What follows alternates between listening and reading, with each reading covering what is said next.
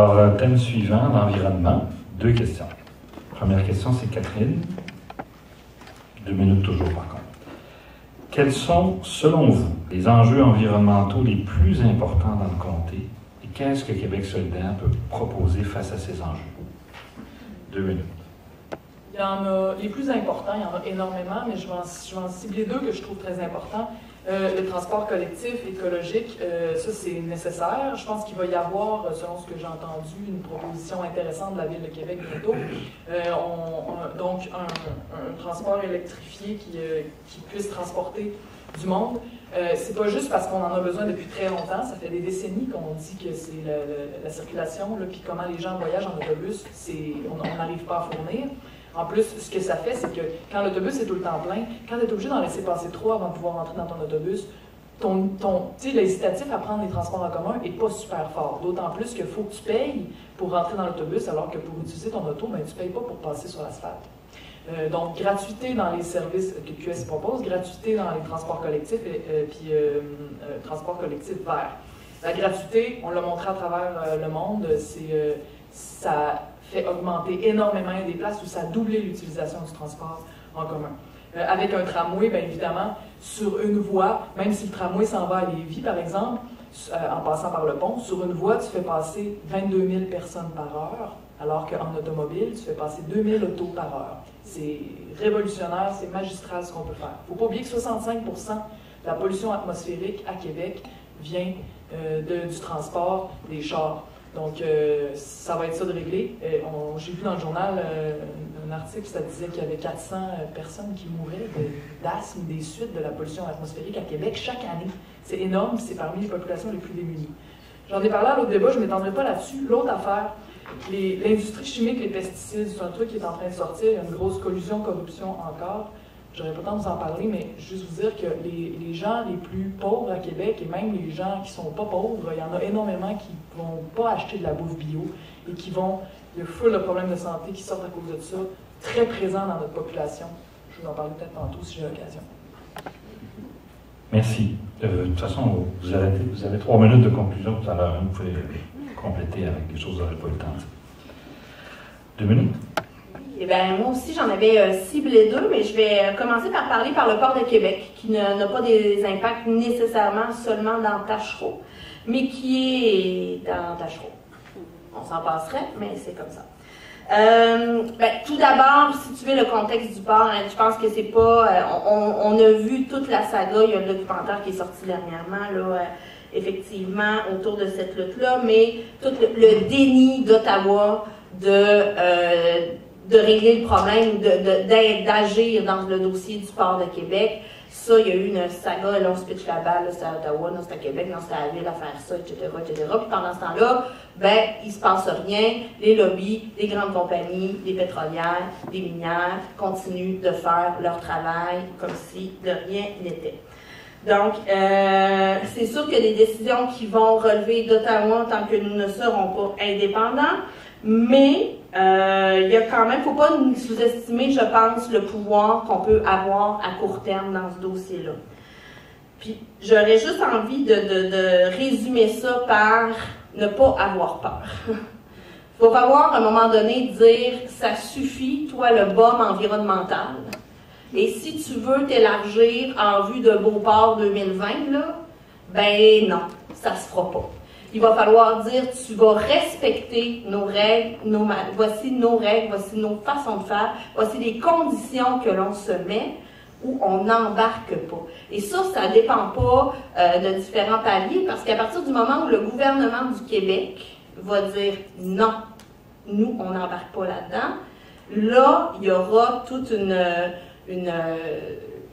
la décision, dans le fond, ne leur appartiendra plus et nous, ça va nous redonner le pouvoir dans ce dossier-là et ça, nous l'avons de refuser carrément ce projet d'agrandissement-là à Beauport, mais qui part d'abord et avant tout du port de Québec. Prochaine question, Marie-Ève en premier, est assez longue. Les changements climatiques et les émissions de gaz à effet de serre sont parmi les menaces et défis les plus importants pour l'humanité. Comment la future députée de Québec solidaire de Taschereau, parce qu'une de vous deux sera députée de Québec solidaire de Tachereau. Comment la future députée de Québec solidaire de Tachereau pourrait-elle, à son échelle, participer à cette lutte vitale? Marie-Ève, 2 minutes. Gens inspirés dans les questions, hein? Cette lutte, oui, non. Rapidement, ce qui me vient en tête là-dessus, ben, puis on le voit, c'est le sujet. Si je dis tramway, on dit you. Donc, bon, on a 10 ans de retard, mais ça, c'est un autre affaire. Mais, donc, voilà. Je pense que d'abord et avant tout, il y a plusieurs émissions de gaz à effet de serre qui sont causées par la question des transports. Bien sûr, ce n'est pas qu'une question individuelle, il y a quelque chose de beaucoup plus global au niveau des entreprises, au niveau de l'État et de son rôle. Et ça, on a plusieurs propositions, effectivement, pour remédier à la situation. Mais concrètement, dans Tachereau, je pense que déjà, de revoir avec un réseau structurant de transport, ça va nous permettre d'agir concrètement. On a eu cette annonce-là, on va attendre la première pelletée de terre là-dessus, mais déjà, il y a une ouverture qu'il n'y avait pas, ma foi, il y a 3 semaines. Fait que, on va en profiter et saisir la balle au bon.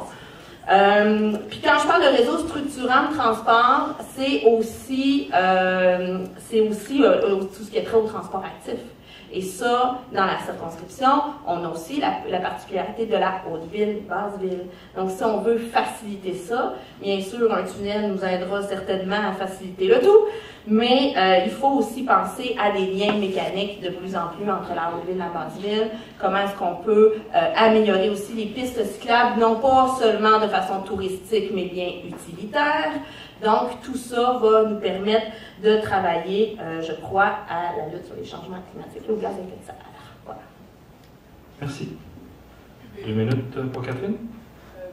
Comme je disais dans ma présentation, je pense que tout est lié, puis qu'il faut voir ce qu'on peut faire dans Tachereau, mais une députée qui se retrouve à l'Assemblée nationale va avoir à s'exprimer sur des choses comme la loi sur les hydrocarbures que le PLQ vient de sortir, puis qui fait que, l'année passée, puis qui fait que une compagnie minière, une compagnie pétrolière peut venir forer à 150 mètres de ta maison et que si tu persistes à dire non, ils vont t'exproprier.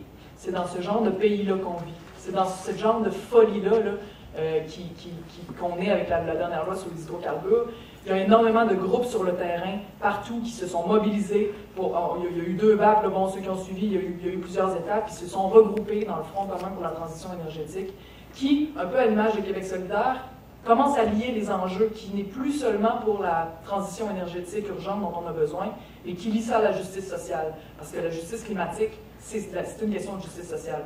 Donc, en tant que député, défendre cette chose-là, la vulgariser aux Québécois, faire en sorte d'expliquer en quoi c'est la seule logique intelligente pour le Québec. De toute façon, cette loi-là peut nous toucher. Si un pipeline peut passer à Québec, il y a eu des projets pour que ça passe à Québec. Heureusement, la mobilisation populaire a empêché ça. Mais ça va arriver inévitablement. L'industrie du pétrole, l'industrie des gaz de schiste a de l'argent, puis ils vont aller jusqu'où on va les arrêter. Après ça, dans Tachereau, qu'est-ce qu'on pourrait faire d'intéressant? Il y a plein de vieux logements ici. Il y a plein de monde qui n'ont pas full d'argent, qui vivent dans des logements vétustes, qui leur coûtent des fois aussi cher à chauffer qu'un petit bungalow. C'est pas normal. Il faut qu'il y ait des programmes d'optimisation, entre autres pour mieux isoler, mais aussi pour optimiser en faisant de l'éducation, ou en tout cas en demandant comment optimiser, sachant en plus que ici notre énergie vient de l'hydroélectricité. Chaque kilowatt qu'on économise, on le vend à l'Ontario ou aux États-Unis, qui eux l'auraient produit à partir soit de gaz de schiste, de centrales nucléaires. Donc c'est bon aussi pour la planète, chaque fois qu'on économise 1 kilowatt. Merci. Les 4 premiers thèmes ont été bien répondus, brillamment répondus. Ils sont bonnes, hein?